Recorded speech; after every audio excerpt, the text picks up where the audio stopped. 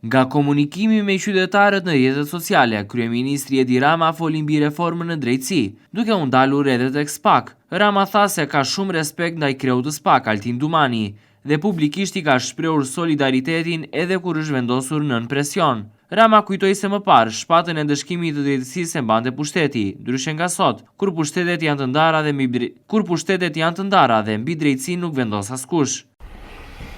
Se Altin Dumani, për cilin kam shumë respekt për hir të vërtetës, dhe cilit ja kam shprehur publikisht solidaritetin kundër të gjithë qeverisë që i turret për ta vënë në presion, ka qenë aty prokuror i Republikës së Shqipërisë, edhe ata të tjerët që janë sot SPAK, aty kanë qenë.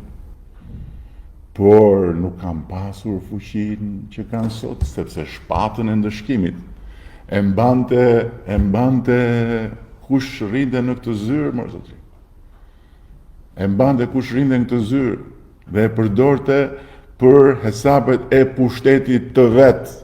E mbante pushteti ekzekutiv shpatën e ndëshkimit, atë shpatën që ka, se kam këtu me vete, zonja e drejtësisë, figura. Ka shpatën në dorë, ka peshoren e drejtësisë, ka dhe sytë të mbuluar për të qenë totalisht e paanshme. Unë i dorëzova shpatën për të bërë këtë që po bëjnë, patjetër. Për kryeministrin të vetmin garant të reformës në drejtësi janë vetë